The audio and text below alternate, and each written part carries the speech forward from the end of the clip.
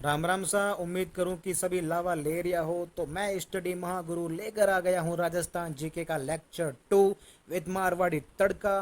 Topic जो है वो है राजस्थान की स्थिति एवं विस्तार। ये टॉपिक मैं शुरू करने वाला हूं। और देखिए, जिसको मारवाड़ी नहीं आती तो दिक्कत वाली बात नहीं है, मैं वापस उसका हिंदी में ट्रांसलेशन भी कर देता हूं, हिंदी में अनुवाद कर देता हूं। लेकिन मारवाड़ी तड़का लगाने से राजस्थान जीके पढ़ने में मज़ा आता है, इसीलिए मैं मारवाड़ी तड़का लगाता हूं। तो चलिए अब लेक्चर शुरू करते हैं। सबसे पहले धरती पर राजस्थान की एग्जैक्ट लोकेशन कहाँ है, ये सवाल माइंड में उठना चाहिए कि धरती पर, पूरे धरती के हिसाब से देखा जाए तो राजस्थान कहाँ पर है। तो इसकी एक तो ये होता तरीका कि आप ये बता दो कि एशिया में है, फिर वहाँ है, फिर वहाँ है। ये तो एक दूसरी फॉर्मल लैंग्वेज हो गई। लेकिन हमें क्या, एक ऐसी लैंग्वेज चाहिए लोकेशन देखने के लिए जो हर देश का व्यक्ति बड़े ही आसान तरीके से समझ जाए और एकदम एग्जैक्ट लोकेशन निकल के आए। तो इसके लिए मैथ का थोड़ा इस्तेमाल करके एक सिस्टम बनाया गया। क्या सिस्टम बनाया गया? तो देखिए, धरती पर किसी भी स्थान की एग्जैक्ट लोकेशन को यूनिवर्सल नाम देने के लिए, यूनिवर्सल मतलब हर कोई समझ जाए, तो यूनिवर्सल नाम देने के लिए एक सिस्टम तैयार किया गया। और इस सिस्टम का नाम क्या है? अक्षांश एवं देशांतर रेखाएं, लैटिट्यूड एंड लॉन्गिट्यूड लाइंस। तो अभी अक्षांश रेखाओं का सिस्टम क्या है, तो हो सकता है आप में से कई लोगों को ऑलरेडी पता हो, लेकिन फिर भी मैं बेसिक से शुरू कर रहा हूँ, इसलिए ये चीज़ें भी बताऊंगा बड़े ही आसान शब्दों में। तो मान लीजिए ये अर्थ है। तो अब क्या किया गया, इस अर्थ को पहले दो भागों में ऐसे बांटा गया। इसका नाम है 0 डिग्री, 0 डिग्री लाइन बोल दो। इसको भूमध्य रेखा भी बोलते हैं, विषुवत रेखा भी बोलते हैं, इंग्लिश में इक्वेटर भी बोलते हैं। और इसने क्या किया, ऐसे इमेजनरी में धरती को दो भागों में ऐसे बांट दिया। ये लाइन सब काल्पनिक है, इमेजनरी लाइन है। लोकेशन देखने के लिए हम इंसानों ने सिस्टम बना दिया है एक ऐसा। अब ये हो गया उत्तरी गोलार्ध, ये हो गया दक्षिणी गोलार्ध। लेकिन अब मान लीजिए यहाँ पे कोई ऐसा स्थान है, अब ये कहाँ पर है, कैसे देखें? ये उत्तरी गोलार्ध में है वो तो ठीक है, लेकिन उत्तरी गोलार्ध में भी कहाँ? तो इसके लिए कुछ और लाइंस बनाई गई। ये जो है इक्वेटर, इसके उत्तरी साइड में यानी ऊपर के साइड में जो लाइंस बनाई गई उनको बोला गया उत्तरी अक्षांश यानी उत्तरी लैटिट्यूड। ये लाइनें लेटी हुई है तो ऐसे याद रख सकते हो, लैटिट्यूड। तो ऐसे बनाई गई। 0 डिग्री तो खुद हो गई, 1 डिग्री, 2 डिग्री, 3 डिग्री। हर 111 किलोमीटर के बाद ऐसी लाइन मानी गई और ऐसे कर करके 90 डिग्री तक पहुंच गई। ये जो ऊपर वाला पॉइंट है इसको बोलते हैं ध्रुव यानी पोल, उत्तरी पोल। इसी प्रकार नीचे की साइड में भी लाइंस खींची गई, उनको बोला गया दक्षिणी अक्षांश। 0 डिग्री तो ये इक्वेटर खुद है, तो 1 डिग्री दक्षिणी अक्षांश, 2 डिग्री, 3 डिग्री, ऐसे कर करके 90 लाइंस खींची गई और दक्षिणी तक पहुंच गए। हर लाइन के बीच में 111 किलोमीटर का डिस्टेंस है, तो ये आपको ध्यान रखना है। 111, 111 किलोमीटर का डिस्टेंस है। अब अगर कोई भी लोकेशन होगी, मान लीजिए यहाँ पर है, तो पहले तो वो बोल देगा कि मैं उत्तरी गोलार्ध में हूँ, और अक्षांश की बात करें तो वो लाइनें गिन के बता देगा कि 1 2 3 यानी कि 3 डिग्री उत्तरी अक्षांश पे हूँ मैं। लेकिन क्या ये पूरा सिस्टम हो गया? क्या इससे एग्जैक्ट लोकेशन पता चल जाएगी? अगर देशांतर का सिस्टम ना हो, सिर्फ यही सिस्टम हो अक्षांश वाला, तो आप खुद बताओ, क्या आप बता सकते हो कि एग्जैक्ट लोकेशन है? तो इसको थोड़ा समझते हैं कि क्या सिर्फ अक्षांश सिस्टम से काम चल सकता है। तो मान लीजिए ये पूरी धरती है, और ऐसा मान सकते हो कि अभी सिर्फ अक्षांश सिस्टम ही बना है, यानी ये 0 डिग्री वाली लाइन, फिर ये 1 डिग्री उत्तरी, 2 डिग्री उत्तरी अक्षांश, 3 डिग्री, ऐसे कर करके 90 डिग्री तक। और इसी प्रकार 1 डिग्री दक्षिणी अक्षांश, 2 डिग्री, 3 डिग्री, 4 डिग्री, ऐसे करके 90 लाइन्स पूरी। अब मान लीजिए आप तीन दोस्त हो, ये आपके एक दोस्त, ये आपका दूसरा दोस्त, और ये आप यहाँ पर हो। अब ये दोनों ही दोस्त देखिए, ये देखिए यहाँ पर, ये मान लीजिए 3 डिग्री अक्षांश है, उत्तरी अक्षांश। दोनों ही दोस्त ऐसे हैं।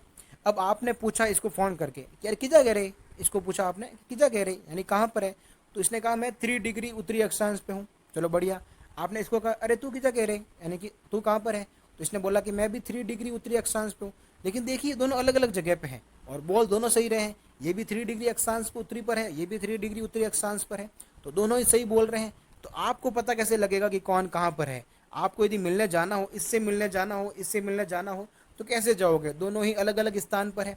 तो थोड़ा कन्फ्यूजन हो गया इसमें। तो अब इस चीज़ को पूरा करने के लिए एक सिस्टम और लाया गया, इसका नाम है देशांतर रेखाओं का सिस्टम।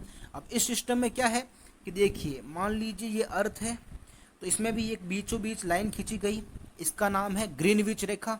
इसने भी क्या किया, धरती को दो भागों में बांट दिया, एक है पश्चिमी भाग, एक है पूर्वी भाग।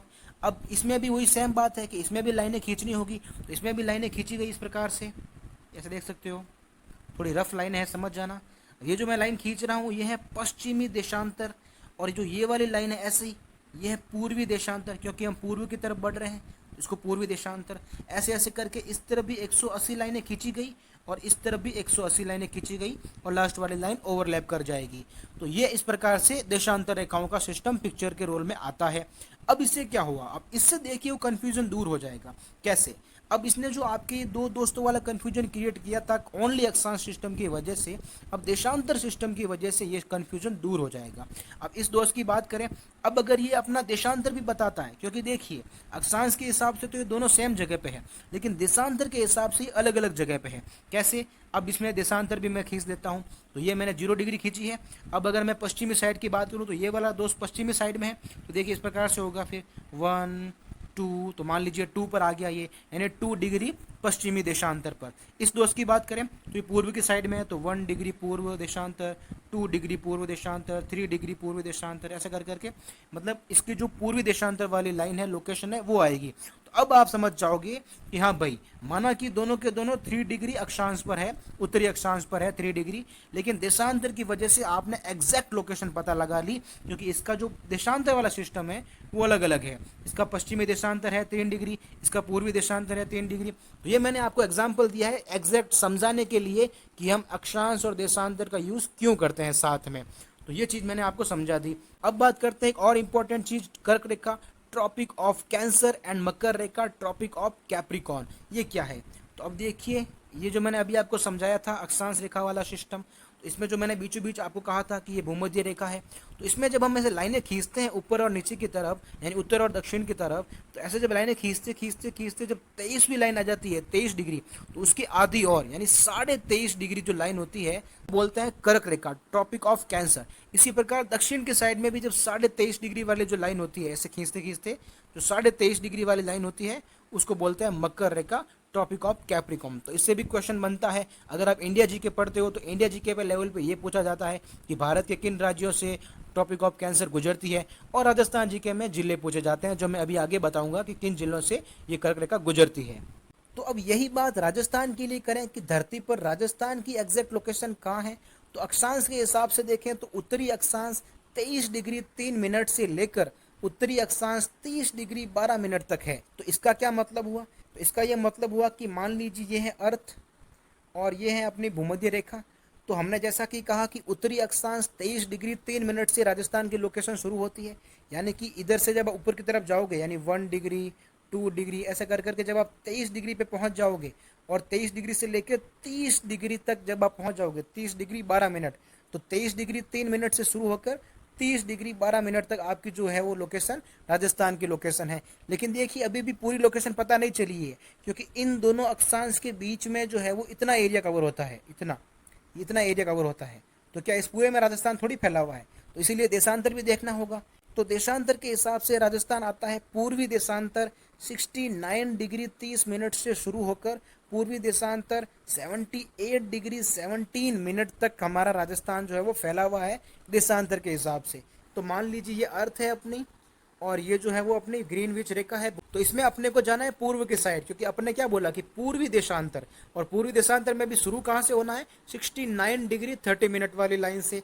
तो अभी ये मान लीजिए रेखा है, ये मान लीजिए 1 डिग्री, या रफ डायग्राम है, तो 2 डिग्री ऐसे करते करते 69 डिग्री 30 मिनट वाली लाइन आएगी, वहां से राजस्थान शुरू होगा, वहां से राजस्थान का एक हिस्सा शुरू होगा, और 78 डिग्री 17 मिनट यानी 78 डिग्री 17 मिनट तक अपना राजस्थान चलेगा पूर्वी देशांतर। तो यानी कि यहाँ से और आगे बढ़ते रहेंगे, और जब 78 डिग्री 17 मिनट यानी 78 डिग्री 17 मिनट वाली लाइन आ जाएगी, वहां तक अपना राजस्थान फैला हुआ है। तो अब अगर मैं ऐसा मान लूँ कि ये वाली लाइन जो है वो है 69 डिग्री 30 मिनट वाली, और जो ये वाली लाइन है वो है 78 डिग्री 17 वाली, तो इतना एरिया जो है वो देख सकते हो राजस्थान में आ रहा है। लेकिन ये सारा नहीं है, इसमें भी हमें अक्षांश वाला मिलाना होगा। तो अक्षांश वाला जो था वो इतना एरिया था। तो अब अगर मैं इन दोनों को मिला दूं, तो यानी ये मान लेता हूँ कि ये वो दो लाइन है अक्षांश वाली।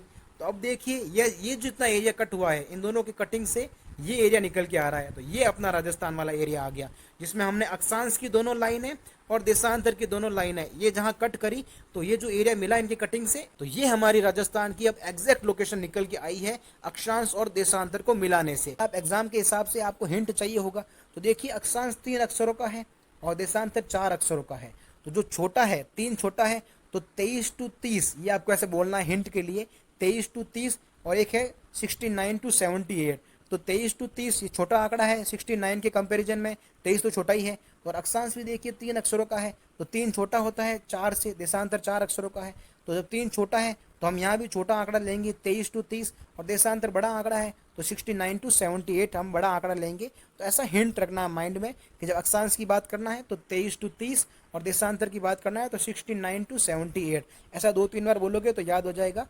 तो अब कुछ और इम्पोर्टेंट पॉइंट की बात करते हैं। तो देखिए क्षेत्रफल की दृष्टि से देश का सबसे बड़ा राज्य आपनो राजस्थान है। तो कितना है इसका क्षेत्रफल, तो आप देख सकते हो मैंने लिखा है 342,239, आपको भी ऐसा ही बोलना है ताकि याद हो जाए। 342,239 वर्ग किलोमीटर, या वर्ग मील में बात करें तो 132,140 वर्ग मील। आमतौर पे किलोमीटर में ही पूछा जाता है तो आप किलोमीटर वाला याद रख सकते हो वैसे कि 300 + 42 200 + 39। आप 2-3 बार बोलोगे तो याद हो जाएगा कि 300 + 42 200 + 39 ये अपने राजस्थान का जो है वो क्षेत्रफल है। तो ऐसे आप याद रख सकते हो, नहीं तो फिर आप अपने माइंड में जो भी बनता है याद कर सकते हो, लेकिन ऐसा आपको आसानी से याद हो जाएगा।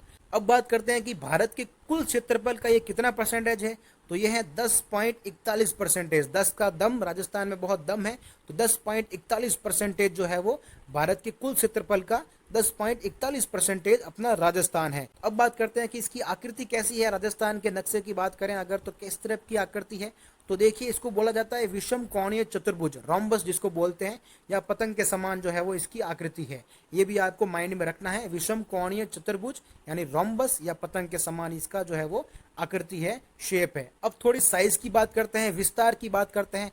तो देखिए यदि हम ऐसे देखें उत्तर से दक्षिण की तरफ देखें तो जैसा कि देख सकते हो मैंने ऐसे एक लाइन बनाई है, और इसकी जो साइज है उत्तर से दक्षिण की ओर वो है 826 किलोमीटर, यानी 826 किलोमीटर लंबा है ये। और सबसे उत्तर में जो पड़ता है एकदम कोने में, मारवाड़ी में कहते हैं ना खुणा में, तो खुणा में जो गांव है वो है कोणा गांव। कहाँ है ये, तो मैप में देख सकते हो एकदम श्री गंगानगर में पड़ता है ये। यहाँ से आपको देख सकते, यहाँ से आप आराम से देख सकते हो श्री गंगानगर का कोणा गांव कहाँ है, खुणे में है, यानी कोने में है, कोने में कोणा गांव।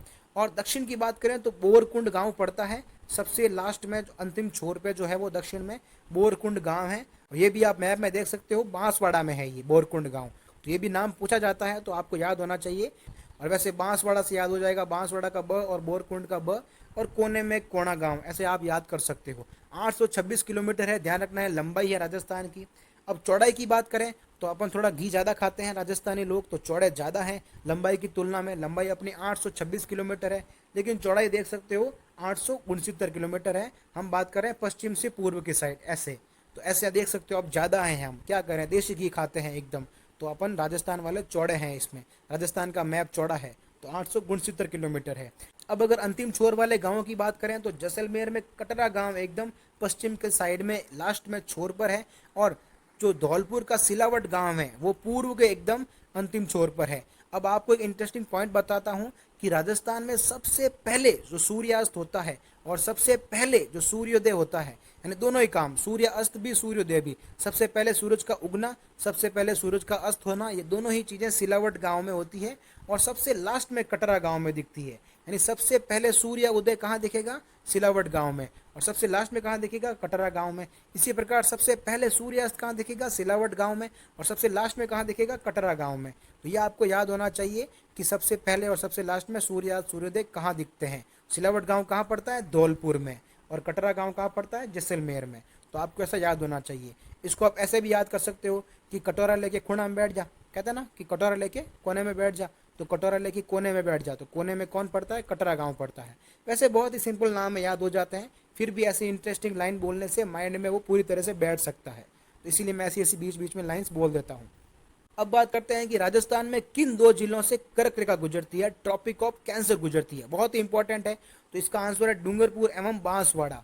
अब वैसे तो ये नाम याद हो जाते हैं, आसान नाम है, लेकिन फिर भी इसकी मैंने महागुरु ट्रिक बनाई है। अब ऐसा इमेजिन कर सकते हो कि आपके कोई बॉस है जिनका नाम है डूंगर जी, ऐसा इमेजिन कर सकते हो।